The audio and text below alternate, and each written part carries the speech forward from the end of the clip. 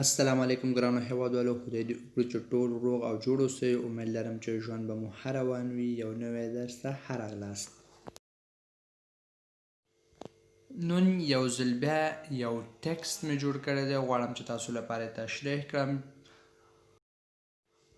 دا ټکسټ دو ځلې په فرانسوي ژبه کې همداسې تاسو لپاره لولم او دریم ځلې په پښتو ژبه کې تاسو لپاره ترجمه کومه.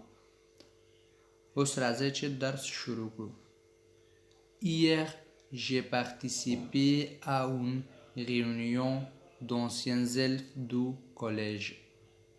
Tous mes camarades de classe étaient présents. Certains sont devenus fonctionnaires, d'autres sont entrepreneurs. On a parlé pendant plusieurs heures du bon vieux temps, de nos études, de nos réussites. On m'a demandé si je pensais avoir réussi ma vie, moi aussi. Je n'ai rien répondu. Je suis resté silencieux quelques secondes et tout m'ont regardé bizarrement. Hier, j'ai participé à une réunion d'anciens élèves du collège. Tous mes camarades de classe étaient présents. Certains sont devenus fonctionnaires, d'autres sont entrepreneurs. On a parlé pendant plusieurs heures du bon vieux temps, de nos études, de nos réussites. On m'a demandé si je pensais avoir réussi ma vie, moi aussi. Je n'ai rien répondu. Je suis resté silencieux quelques secondes et tous m'ont regardé bizarrement. Hier, j'ai participé à une réunion d'anciens élèves du collège. پرون مې د کالج پخواني شاګردانو په ناسته کې یا په غونډه کې مې ګډون وکړو. Tous mes camarades de classe étaient présents. زما ټول همصنفیان پکې موجود وو. Certains sont devenus fonctionnaires.